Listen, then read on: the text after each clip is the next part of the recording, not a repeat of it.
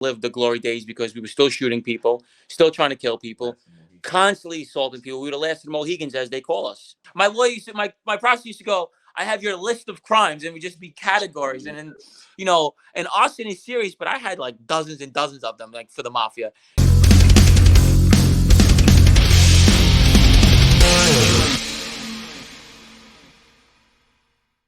Hello, Tom Lavecchia here with a special edition of the Armchair MBA. Before we start, shout out to our show sponsor, JSV Capital. Money for your business, real estate. They're now doing credit repair, loans without the broken bones, jsvcapital.com. I have a return guest, Gene Borrello, ex-associate of the Banana Family. Gene Borrello, welcome to the Armchair MBA. How are you doing today? I'm doing great. How are you, Tom? Long time no see. Where the hell you been? Oh, man. Under a rock. There's a lot to unpack, so we'll start. So Hey. I interviewed Gene Mother's Day. I think it was 18. It was a long-form interview, so we're not going to reintroduce all of that. We can go back to it. It was really open. Drop some bangers. We'll put a link below to that. But let's just kind of, for those that didn't hear of you, give us your background. You were an ex-associate. I'm kind of, again, want to revisit. What was your first kind of brush with the mob, as a kid growing up in Queens? Right. So I was born in Brooklyn, Canarsie, Flatlands, 84th. I moved over to Ozone Park when I was about 7, 8 years old. Okay. And then I moved over to Howard Beach when I was about 13 or 14.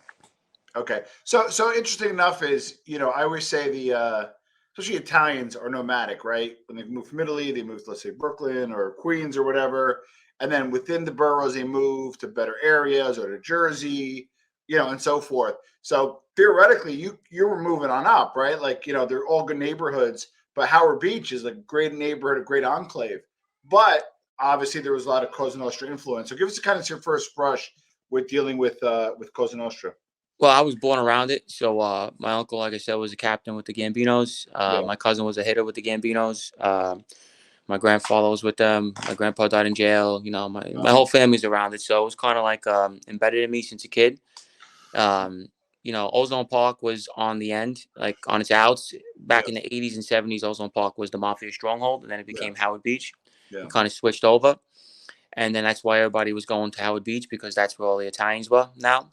And Howard Beach became like, the motherland of mafia. We had 4 bosses living there at once, dozens of captains, wise guys. It was just, every block you were on was just tons of gangsters, was a Musso. And that's pretty much when I started. All my friends related, we all knew each other. You know what I'm saying? So just growing up around, it was normal for us. And that's pretty much what it was. Got it.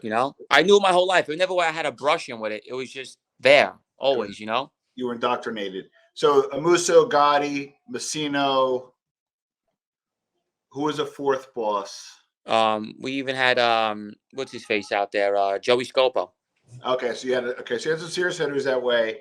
Yeah, because that's the thing. Obviously interviewed a lot of mob guys, associates and made guys, and generally, you're not random. You're involved, right? How was your parents' outlook towards it? Because I kind of know some people, their uncle, their grandfather, that kind of stuff, right? And the parents kind of go either way. Was it like, hey, accept it, and like, not that they wanted you to, but like, it wasn't frowned upon, or was your parents like, bro, stay away from these guys? Like, Tia's up there. Nah, not really. I mean, like I said, pretty much everybody around me was a criminal, so it was normal. My mother wasn't okay with it, but I was pretty much out the house when I was 17, so there was really no, telling me anything. So I started going to jail at 18 years old. What type of work did you do initially for the mob?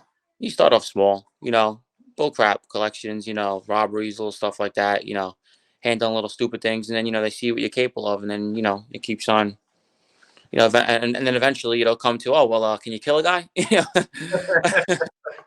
start out small and they see what you're capable. And then all of a sudden, oh, well, you want to shoot this guy? Why, and then you cross the line, as Uncle Vin would call it, crossing over. why the bananas? My best friend was, my whole family was Gambino. I was born Gambino, but my best friend Bobby G was related to Vinny Sauer and Ronnie G. So we just went together. Me and him were partners and everything, and we were doing crazy shit growing up. So me and him just we just chose to go with Ronnie, his uncle Ronnie. So I interviewed Anthony Arlotta a little while back, and he nailed it on the head. He goes, anybody over 50 saw a different mob. Anybody under 50 saw a way different mob. So like if you were over 50 and a kid, over 50 now and you were a kid, you caught the glory days. You saw cool and dope shit.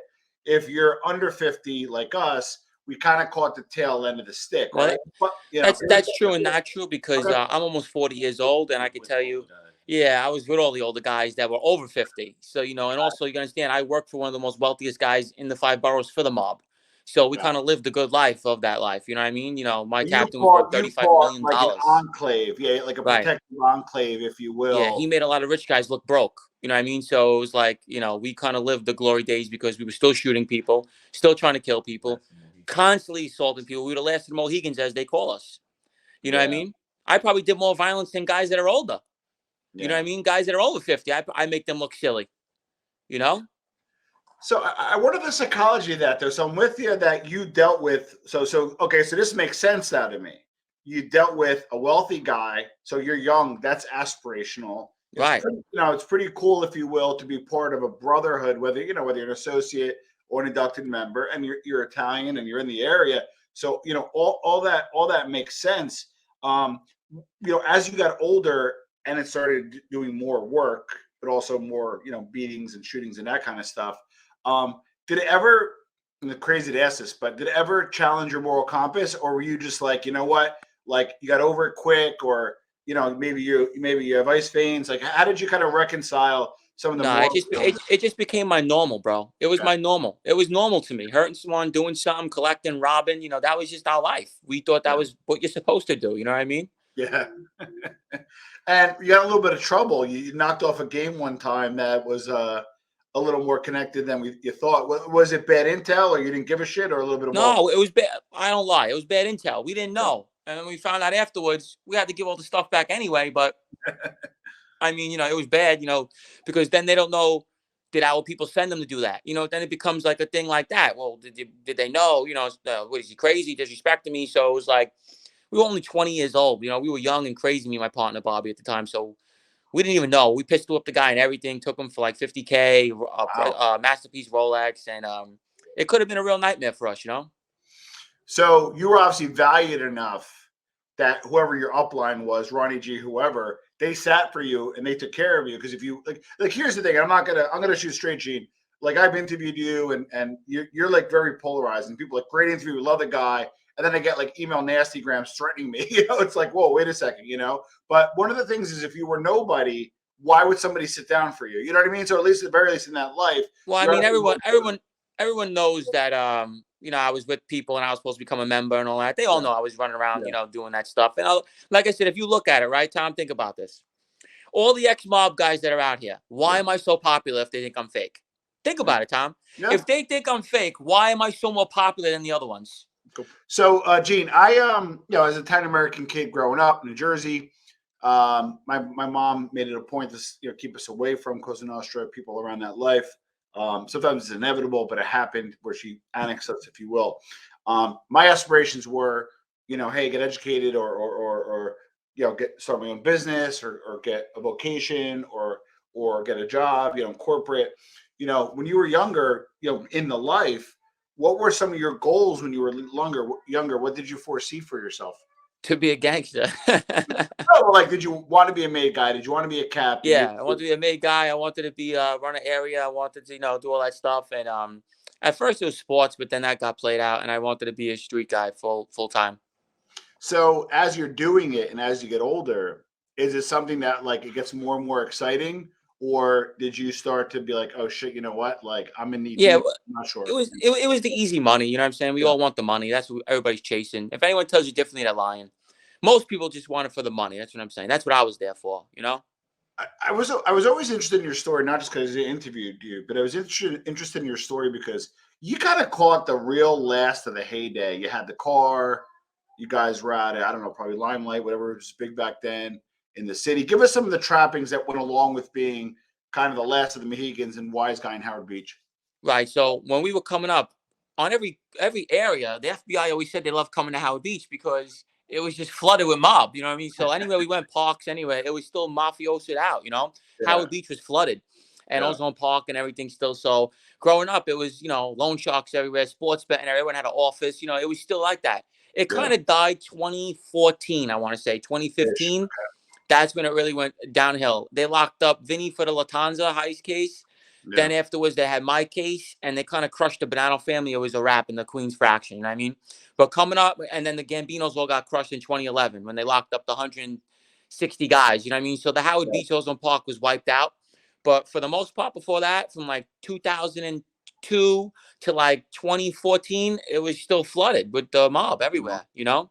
And that's pretty late. And interesting enough is I had Frank Fiordolino on, and he was an associate with the Bananos. He was from the other side, hung out a lot of the Sicilians in Knickerbocker Avenue. So he's kind of like the before Gene, you know, before the Bananos 2000. You're the after. But the Bananos had a good run. Messino rebuilt the family prior to flipping. If you can kind of talk about, you know, the pre-Messino and post-Messino era. Right. So with my book, we had a good story in there with Joe Messina because my boss Vinny wanted to rob him after he became a rat because we knew all the gold bars were in the house because we had one of the guys in our crew, his friend installed the safe, so we knew where the safe was. They took that story out of my book. I was furious. They edited my book really bad without my permission, but they took 100 pages out. Me and Lou were very upset about it. This you gotta hire me. I would have negotiated. Listen, me and Lou did this book very well, and this lady just decided to take out 100 pages of my book. But everyone still loved the book. But there was a lot of stuff taken out. Yeah. And the Messino story was one of them. We were trying to home invade him, and we were going to take the gold bars out of the house. Oh shit! After he ratted, we were going in that house, but then we got word that the feds took them already. Wow. So we didn't go. Yeah, that was a whole thing about Messino. No, like I said, he had a big run. He was the Don, you know, whatever you want to call. But I always say this in every interview. I don't feel they should have gave him a deal. I feel that's bullshit. I feel like he was ordering all the murders. He was getting people killed for no reason. Yeah. He was doing grimy shit too. And then you give this guy a deal and telling people that he ordered to do this stuff. Nah, I don't agree with that. You know what I mean? I'm sorry. So when you were let's call it 2000. When did he flip Messino? I forget. 2005, I think he came out. He was bad. Okay, so you caught very little of the Messino era, but they were very strong. So he liked Ronnie G a lot. He did. Okay. Yeah, Ronnie used to bring him pastries once a week to his house. Yeah. And probably something else too, but fair enough. Got it. Yes. So he liked Ronnie G. So you're kind of on the right team, if you will. Post Messino, you know, hated Vinny though. He didn't. Hated Vinny and Sarah with a passion. Really? Yes. And Vinny hated him. Yes. Interesting. I didn't know that. Mm-hmm. I knew every day. Because I always get fascinated by like the change in leadership and how does it affect the whole organization. Post Messino, what did it mean to you? Was it meaningless? Was it a new regime? Was it better or worse? What did post Messino mean to Gene Borrello during that period? I mean, like I said, we really didn't know him, but when he went bad, the Bonanno family was. I think I said this before. They were trying to say that anyone got made under him wasn't recognized. Yeah, reverse, right? Yeah. Right. So, you know, people were flipping out about that, and then we had like so many different bosses till Tommy D came on. Till Mike, they appointed this guy Tommy D, and Mike, you know, is the active boss right now. You know, he's a serious guy, and the family was a mess, and then it rebuilt. It did rebuild like in 2010, 2011. Then we were good till 2014. That was it. It was over. Wow. Yeah. So you're feeling pretty good about yourself. You have your mob career. You're doing some work and that kind of stuff. Is there anything that you did, whether in the book, public, private, whatever, anything that you did now that you reflect on, specifically a specific event that you? There was one thing I did. I always held this with me. Very upsetting to me. Like I never really got upset about anything I did in my life. I didn't put it in the book, but only one thing really upsetted me. I was serving time in 2006 from 2010, and I came across this kid in Green Correctional like 2009. He became my good friend, this kid Vinny. Yeah. And he wanted to hang out with me in the street and everything. And he came to we both go home in 2010, and he started hanging around with me. And you know, he was a bad drinker, and he would black out drink, and he already did time for a DWI. Oh wow. And I want to say this is like 2012, 2013. He ended up killing somebody with a car. And drunk driving, and he got bailed out on $300,000 bail, and I never forget it because he came to me, and he goes, Gene, he goes, I got beef. I says, who you got beef with? He goes, I got serious beef right now. I need a gun. I says, okay, I got him a gun, and he killed himself with it. Wow. That haunted me to this day. It still haunts me. That's the only thing that haunts me. He blew his brains out with it, and I didn't know. I thought he had beef, and I gave him the gun, and like a week later, he killed himself with it. You were in the street at a time where there was less violence, but you guys, your crew specifically, you specifically, remained violent. Was that an advantage or disadvantage at the time? And the reason why it may be a disadvantage is it brings a lot of heat. So in retrospect, was that an advantage or disadvantage? Or you guys still were pretty violent during a non-violent time? Yeah, we were violent. Yeah, and it was an advantage that it helped. Actually, it helped us and hurt us because not too many people wanted to deal with us in certain things. But for the most part, we got paid because we were violent. Yeah. Who was the most important modern day wise guy? You know, we talk about the old days, the old days, the old days.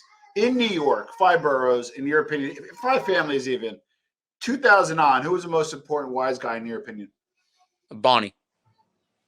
And within the Bananos, I mean, Ronnie G, I mean, respectfully, probably was, I mean, like, so in the modern mob, I'm guessing a big money guy is a powerhouse. Does money Right. take the Well, you power said for the 2000, like the most respected guy. 100%. I would have gave Barney if I was. Yeah. What But I know. Ronnie G was the powerhouse because of his money, and he was a tough guy. Ronnie was very tough. I never take credit from Ronnie. Ronnie, if they asked Ronnie to kill someone, he's doing it. He just never was asked to. But like, he would. You know what I mean? Ronnie was a legit tough guy with his hands. That's what people don't realize. I'm gonna put you on the spot a little bit because yeah, go ahead. I owe it to the audience. When I interviewed you in 18, right? I feel like you held back a little bit, right? And then now, as time passed, you did the opposite. You gave Ronnie G a little bit more credit. You gave some of the old crew, and I don't want to say names, a little bit more credit. Right. What happened between then and now? Well, I hate him. You know what I mean? Like, he hates me. He fucked me over. Like, you know what I mean? That's why. And I, as I was thinking about it, I'm like, why am I going to, like, say he's not tough when he is? You know what I mean? I was just saying it because I was mad. But he was a tough guy, and everyone knew that. Ronnie abused gangsters in front of me on a regular. Ronnie was a legit tough guy. He'll fight you in the street. He's the only one right now that if he seen me and him would be tussling on the floor. I know that. The rest of them are clowns. Him, right away, will be fighting. Me and him will be fist fighting. I know how he is, Yeah. I still can't believe the story of that. I guess I think it was a sister and Vinny's niece got insulted. And this was a nephew of a powerhouse West Side captain. And you didn't give a shit. You went to the house. Just you don't get the whole story, but like walk me through that. Cause like, I don't know. I kind of think like the Bananas were strong, but like I always had the It don't matter. When Vinny gives you an order, it don't matter who's who. You know what I'm saying? So if Vinny told me to get him by any means necessary, we don't care who he is. So I just went right into the house and beat him up right in front of his mother, with a baton. And then you're like, fuck, and they said Bonnie wanted my head on a stick. He was calling me a walking time bomb and all that shit. And, it is what it is. But, I got an order from my people. And that's it. I went and fulfilled it. We don't care about who's who. You can't disrespect another captain's or boss's niece because you're so-and-so. It don't work like that. You know what I mean? It don't work like that. Everybody's supposed to be equal, Tom. If you learn the life, nobody's supposed to be above nobody in that life. You know what I'm saying? If you're a captain, you're a captain. It don't matter what family. You're equal. You understand? So nobody could disrespect anybody. So let's see. These guys are saying different stories. They're bullshitting, Did you ever disobey an order? No, I never said no. That's how I was taught. Never say no. Got it. So 2010, you get out. You're back on the street. Right. Things are decent for you. Now, what happens when you go away for 4 years? Do you lose your earn and then have to reestablish? No, my friends were holding it down for me. They were still doing my loan sharking and stuff that I had a little bit sports betting. And I came out and I told you I was home for 3 weeks. I got a deadbeat list from Ronnie from jail. I wasn't even get a meal yet. He sent me a deadbeat list. And do you keep a piece of the deadbeat list? No, Ronnie lets me make money off of him. So I'll take care of everything and he'll give money at one point. He'll give me whatever I want, sports sheet, everything. And I just make money off of his stuff. And I just take care of everything for him. So I don't think, I always try to read people. I don't think at this point you have any incentive to lie. You were a good soldier, essentially, up to a certain point. Yeah. Is that a fair assessment? People love me in that life, all over the 5 boroughs. I have friends in every family, man. I knew guys in the Bronx, I knew guys in Brooklyn, guys. Vinny TVs and his crew wanted me. There's so many crews that wanted me, man. I never left Ronnie. The wise guy, the West Side offered me. The guy Figs in the Bronx offered me in his crew. I would never leave Ronnie and Vinny. I just wanted to be with the guys I was with. I didn't want to leave just for a button. So I waited, and then Ronnie fucked me over, and that's all that happened. Yeah, let's go through that again because you obviously we'll get to what you did, but Listen, you know, the people could take it how they want. I don't know. It's 50-50. It's either he fucked me over or he really loved me. This is the situation. It's like this. Vinny wanted to straighten me out. He knew his cousin wore a wire. Gasper was on record. They knew he's going in. So Vinny went to Ronnie and says, we got to straighten him out now because I'm going to jail. So if you want to get Gene in now, we got to do it now. I'm next to the boss every day. This is 2013. Got it. Ronnie turned around and said this. I need him with me every day. If you straighten him out, he's going to go on my list. And then I can't hang out with him every day no more. I took it the wrong way. Some people might say, otherwise, I took it as you fucked me because you know everything I've done for you. You're basically an acting captain, so I'm still under you. What was the point of you doing that to me? If a guy like Vinny and Sarah wants you in, that's like, what the fuck? Like, wow, this guy wants me straightened out. That was like an honor. You know, I was so happy about that. And then you got Ronnie who has to propose me. That's the rules. Vinny can't go over him. So Ronnie has to propose me. Ronnie told me at dinner he would get me straightened out. We were Peter Luger's in Long Island. He says, I got you. Don't worry, you're going in. Oh, wow. But then all of a sudden you pull this bullshit. Wow. So I took it as an insult. You fucked me. That's how I took it. Now, we talk a little bit about the modern day mob, and there's some guys that are, more modern. You have John Panisi and so forth. Right. As it got closer to you possibly getting your button, some would argue, I disagree with this personally, but some would argue a button means less, at 2010, at 15, at 20. Okay. Yeah, walk me through that. It depends on the person who's getting it. Like a guy like me with my button would be like an old school guy getting. I was violent. I was brutal. I was still hitting people with baseball bats, billy clubs, axes. I was a maniac. So a guy like me with a button is still the same thing as an old school guy with a button. We're doing the same shit. Got it. A guy like Pudgy in my crew that gets a button, no, it's obviously a fucking clown got it. Yeah, he's a clown. So nobody's going to respect to protect the earn. Right. Got it. Okay, so it was still meaningful. Yeah. And that's John Panisi, the funny thing is John Panisi's from Howard Beach. I never knew him. I never even seen him. That's the funny thing. I always talk about that. I hear Howard Beach and Ozone Park. I've never seen this guy once. Oh, wow. Never. Yeah. And, I was Mr. Howard Beach. Me and my friends and my crew, we were all over. I even heard he told somebody he punked Ronnie G. Never happened. Never, ever, ever would that happen in a million years. I can't say of my interactions with him, he spoke fairly reasonable of Ronnie, but again, we haven't talked about Ronnie. I have nothing against him. I just know that if he made that comment, he's full of crap. He's not. No one's punking Ronnie G. Nobody. Well, and we won't say a name, but I ran a few names of people that I knew from Howard Beach, and they spoke highly of you, crazily, and they also spoke very highly of Ronnie. That was before we first connected. Right. And, we had a very good reputation, and we knew who's who. I'm not knocking him. I have nothing against him, but the only comment I got mad about is that he supposed to say he punked Ronnie. Nobody's punking Ronnie G. Alonzo. Yeah. Not happening. He goes up against bosses in jail in Canada. Boss hated him. You go after all of them. Sure. You're not punking that guy.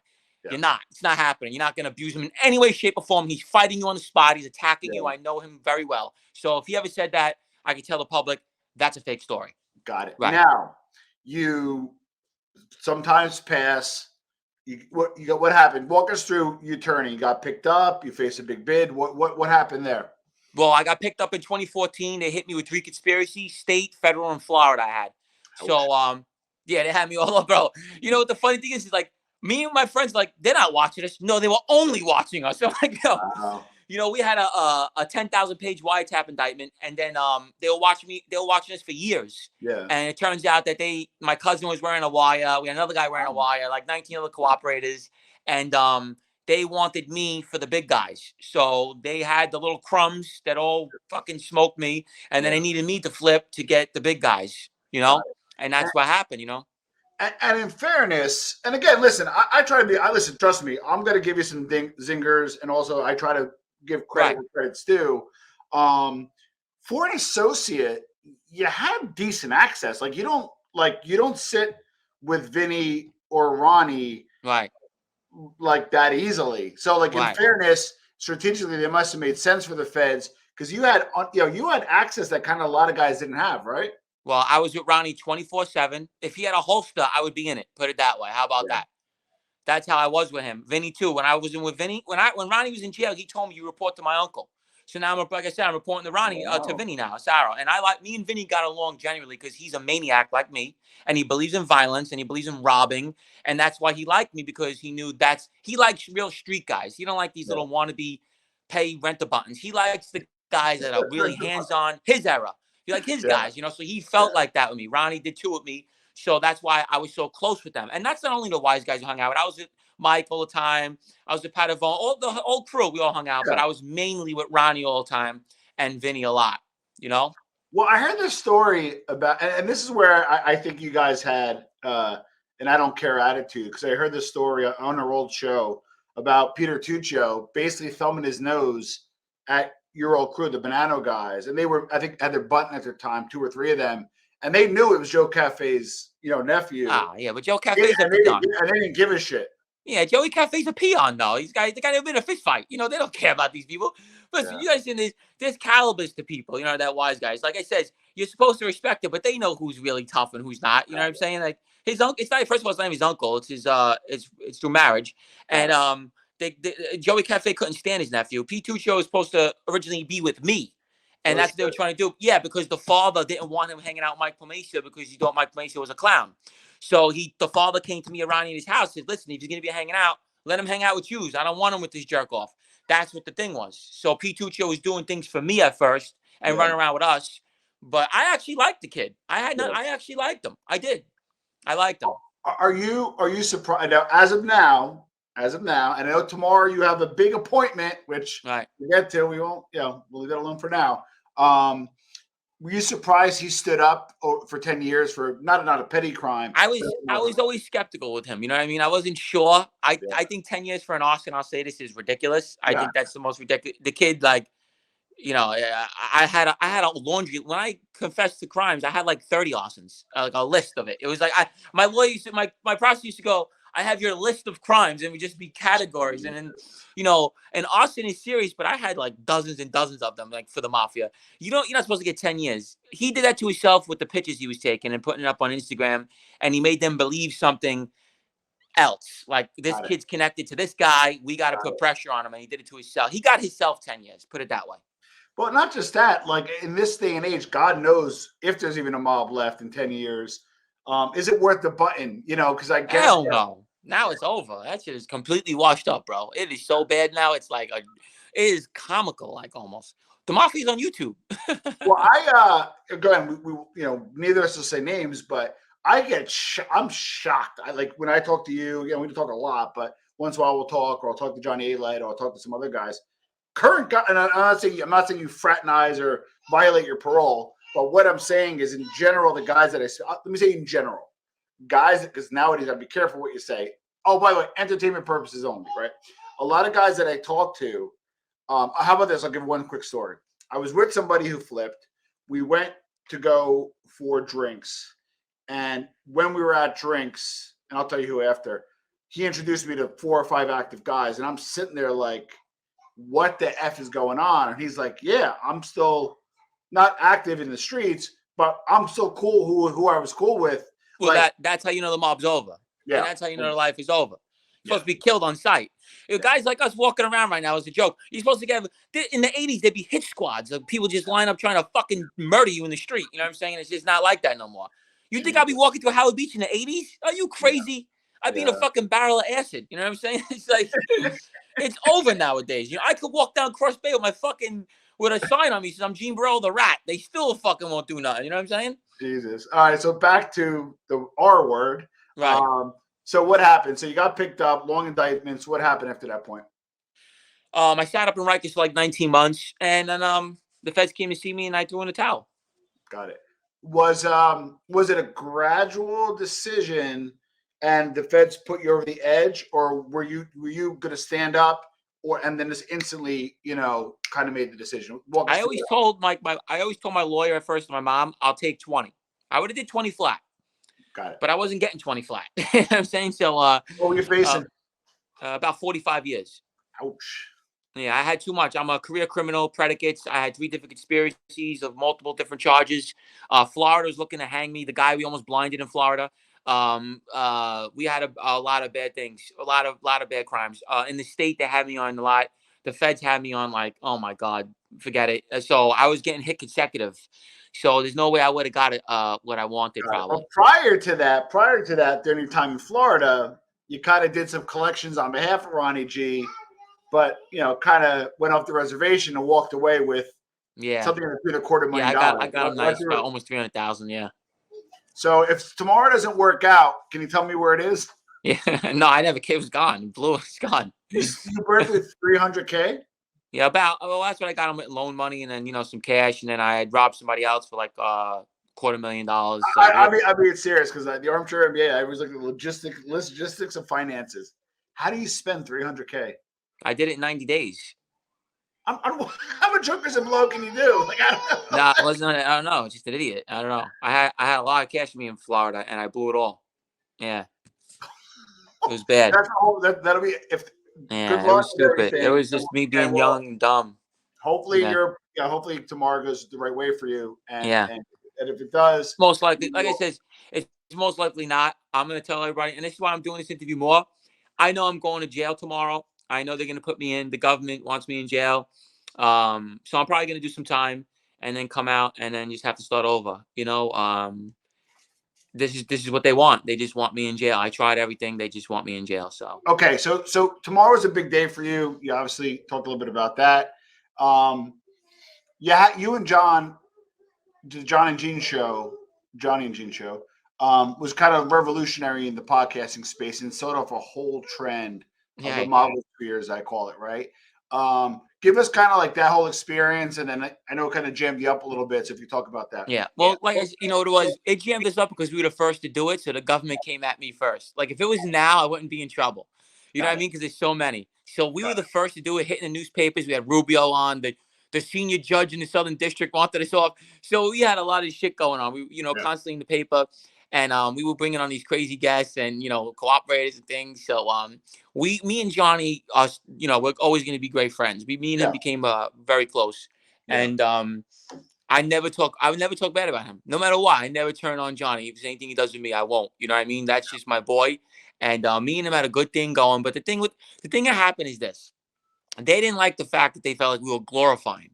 But we weren't glorifying. We were trying to say what we did for the mafia and what was bad about it.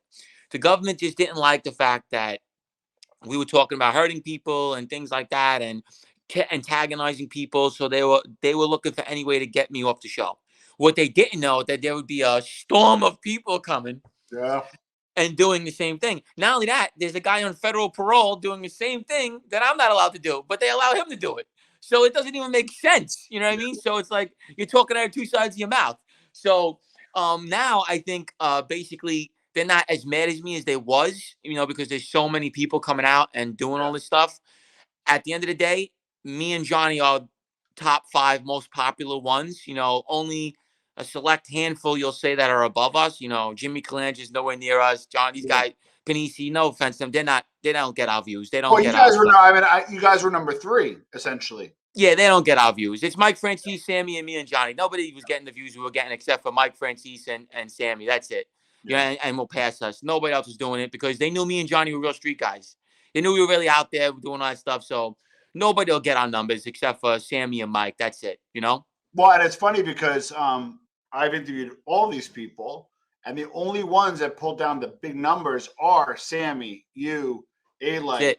I'm gonna have Francis back on, and that's it. Listen, we're the main ones. I don't know what it is. Listen, they love me because I guess I'm young. I was wild, and I'm related to big time guys, and everything. So I was work for big people, and I was really doing work. I wasn't no slouch. I was doing work, bro. You know what I mean? So these guys weren't. If you look at Jimmy Calange, I'm not knocking him. He never did shit. He's off the street at 22 years old. John Panisi, I don't know his story. I never heard of this guy. I'm from Howard Beach, Ozone Park. I've never heard of this guy. And we are Mr. Howard Beach, me and my people. I've never heard of him. Never. Not once. So I don't know. You know what I mean? I know who's who. I know what guys were what. In Howard Beach, Ozone Park, if you were somebody, I'm going to fucking know you, bro. I beefed with everybody.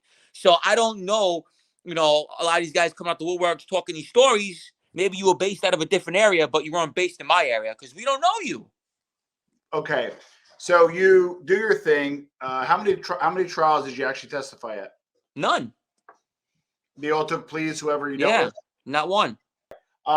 With that being said, though, Gene, you're facing something serious, right? And when this drops, you'll know the fate. What's going through your head? Nothing. I lived in jail majority of my life. So what are they gonna do? Put me in jail? You know what I mean? What are they gonna do? I'm going back to jail. It's not like, I'm going somewhere I've never been before. So you're gonna put me in jail. I'll do some time and I'll come out. What can I do? You know, I don't want to go back, but that's just what they want right now. So there's nothing I can do about it. You Have know? now, what do you think about to those that are watching this? And so I always say, just because somebody's on the street doesn't mean they're not an intelligent guy. I spoke to you before. I've interviewed before. You're not an unintelligent guy, right? So Right. so the person watching saying, "Hey, this guy, smart. Why the hell is he getting tripped up again? Like, why did you think you recidivated? Like, why did you think?" I lost it because the things that they were saying about me and talking about my mom and my friends and they were saying a lot of things. So I just kind of like flew off the edge and I started answering back and they violated me for it. That's all it was. And they didn't want me on YouTube and stuff like that. So they put the violation in. That's all it was. But everyone's doing it now. So it's like Judge Block has to say, okay, am I going to put this kid in jail when you have a guy that's a federal cooperator of the Eastern District doing the same thing as me that they don't even say anything about? But you're gonna put me in jail for it, but you got everybody else doing it. That's on probation. That's have felonies, but you're just gonna put Gene Borrello in jail for it. The judge, if he goes for it, he goes for it. That's just the way it is. I don't know. We'll see. Whether it be I have you on next week or whether I have you on in 4 years, what does the next chapter of your life look like? Well, I'm looking. I'm gonna be moving to Florida soon. I'm switching everything. I'm trying to switch everything over. My girlfriend's out in Florida. Everything's out there for me. I've got a job. I have a place set up, so that's where I'm going. I'm gonna be trying to move to Florida. And then, do you envision yourself true private life moving on, or do you Yeah, I'm done. I'm done with this. Yeah, I'm done. I just wanted to get this out because I'm pretty sure I'm going to jail, and I wanted everyone. I know everybody wanted to hear from me. Yeah. I know everyone always looking for me and asking me. I want to tell them what's going on. I've just been hiding because the government hates me right now. So that's just what happened. I don't know. So this will be released the day of, and again, I don't listen. I don't wish jail on anybody. I really hope that it goes well for you. I hope the thing with Angel, however it does, I hope that gets settled somewhat amicably or to some satisfaction for as much as it can. Um, but here's the thing, though. Do you think it'll be easy to stay away from the limelight? I'm not saying you make a ton of money. I'm not saying it's glamorous, Right, but like you're an adrenaline junkie, right? Like right. first it was a mob, and then it was YouTube. There's some adrenaline that goes with being got the nasty comments fighting back. Yeah, How does it I made a lot of friends, and my Yeah, book is like a top seller. yeah. We didn't talk about my book is a top seller I'm right gonna now get in to your organized book in a crime second. genre. Yeah, My book is selling thousands of copies, and you know what? Nobody sells books like that no more. So it yeah. just goes to show you, like books don't sell no more. My book sell. I sold hundreds of autograph copies myself. Wow. That's one. Two, thousands of copies were sold online. So people understand how much people really like me is because they know this is why. I speak from the heart. I tell it how it is. If I told you I did this, this is what I did. I never exaggerated. I never made myself bigger than what I was. I always keep it real. I just tell it what it is. If I fought the guy and I lost, I lost. I always kept it 100 with everybody and everything how I felt about somebody. And they knew I was real talk. They knew my life from my day. I was a wild cowboy. That's over with now. I wanted to get into real acting, real things, which I am working on, but I Yeah. might be delayed with this jail stuff. But I can tell you, I had opportunities to walk onto shows, even serious shows, to get extra parts and things that I was very in the works with doing. My attorney, Douglas Anton, helps me with a lot of this stuff. I had a lot of stuff, even modeling they wanted me to do. I was laughing about that, but I was like, listen, whatever. And I tried it. So a lot of things like were in my favor and they took it from me. The government took it from me. Not the, I want to say the government, because Lindsey Curtis, I love Lindsey Curtis, my prosecutor, and I always will. And my lawyer, Nancy Inez, and the College Terry, and the agents I dealt with. But this new team, they hate me. These new Well, guys, and here's the irony, though. The same people. no, they left. They're all gone. So, My whole so team really left. matters on who the people are, not necessarily the actual It form goes of. by the people. Lindsey Curtis always wanted good for me. She tried to help me as much as she could. Same thing when Nicole left early, but I was with Lindsay for 6 years, and I Wow. really got along with her well. And she really tried to save. She saved me in my last violation. I was supposed to go away for 4 or 5 years, and I was supposed to do 4 years on my last violation because I threatened to kill someone, and she saved me. She did. She really did. You So think? Do that's you why they were think? upset about this violation. You think if you get sentences, it'll help book sales? I mean, they're already going through the roof. They constantly sell. My little goal is, Gene, you're back down to number 20. Then you go back up to 100. Then you're back down. He goes, you just don't stop. They just That keep means buying there's them. continuous purchases, and They just keep buying it. I guess they Yeah. really. And my book was edited. I have to say this to everybody. My original copy was nuts. Like the 100 pages they took out. Who edited the publisher? This fucking lady that Lou had working from, me and him flipped out. I'm like, what the fuck would she take all these pages for?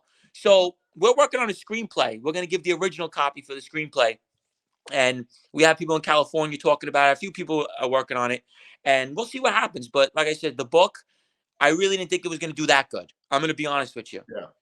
And he says the cover was genius, which is my cover. I picked it. I put this cover together. I says, this is going to work. And he says the cover was unbelievable, Well, so this, listen, if you interview Gene, if you know Gene, you're getting the rawness, you're getting the realness. I kind of knew I was getting myself into. I don't know how I'm going to recover from this, but I got to ask you this, right? I'm going to either have to unpack this, or I'm going to definitely get a call from somebody who goes, I got to come on and talk about his interview, right? Let them come on. Who gives a fuck? Well, so, and you may not be as accessible, right? My question is, what are questions would you like me to ask them? For you? Why are you so obsessed with me? Why are people so why are you like they won't leave me alone? I get blamed for everything.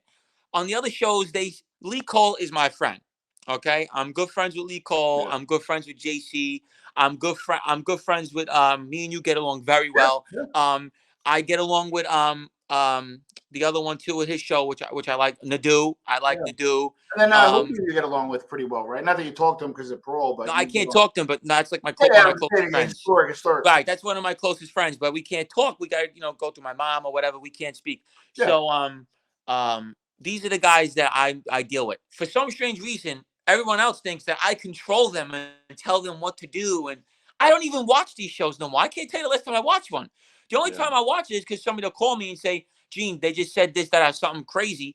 I heard about the lawsuit with Angel, but she was talking about it. She only gets 100 views, this lady. So nobody's really watching her show. You know what I mean? She gets nothing. So I'm like, why you even bother me? If it's not getting 50, 100,000 views, why? I don't give a fuck. You know what I mean? Like, this is like nonsense, So, I mean, everyone keeps complaining and saying that I control these people. I don't control Lee Cole.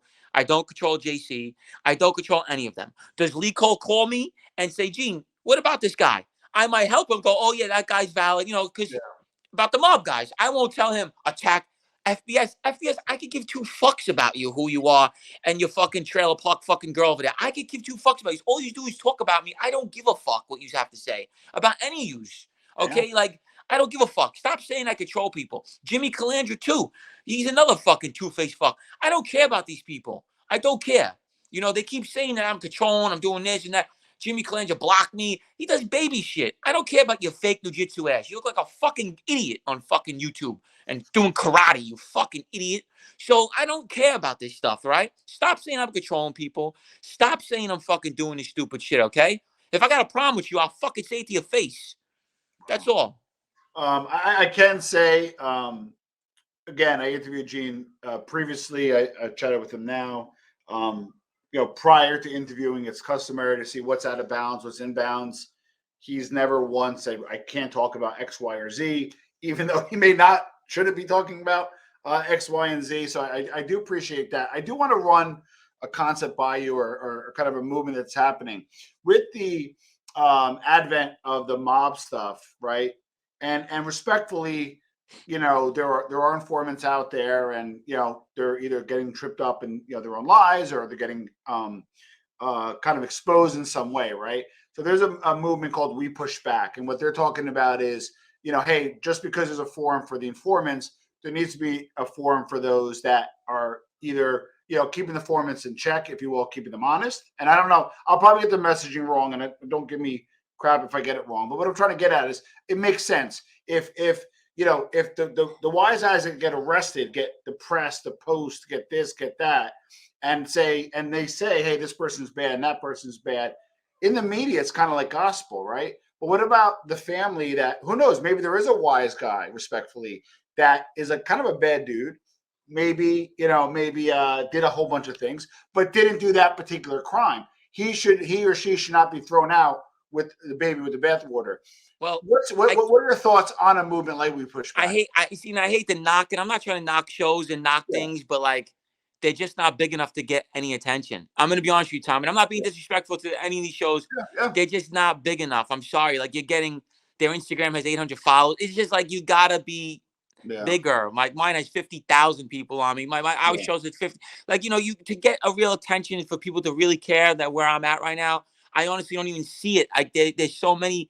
Your show is blowing up. Nadu's show is blowing up. We're starting to because 200,000 in the last 90 days, led by Sammy. If you really, your show is getting like how ours was almost. You're starting to get that caliber. You know what I mean? Now listen, FBS gets 2,000 views a show. I don't care about that. You got to get 20, 50, 100. You got to get real numbers, bro. This is just some petty. Nobody really knows you except for the guys in fucking. Well, that's why I noticed. Like I was doing a lot of shows and getting those 2,000-3,000 views, but when I get meaningful people on, it pops off. So you're right. You're better off doing. Yeah, Tom. These guys do these little things. They're arguing with each other. One guy, his name is John Elia, what his name is? Some dude. He said he was a banana and a blood. He says he knew me. I'm like, bro, what the fuck are you talking about? A banana and a blood? Is this like some new thing? I don't know. Right. I'm gonna throw something at you that's gonna be really interesting. Okay, so I once went to, and shout out to them. I went out to this thing called Men's Cornerstone. It was a religious retreat. You went away for the weekend. A lot of camaraderie, no cell phones. They get rid of the clocks. You sleep on a cot, and you really listen to like guys talk, right?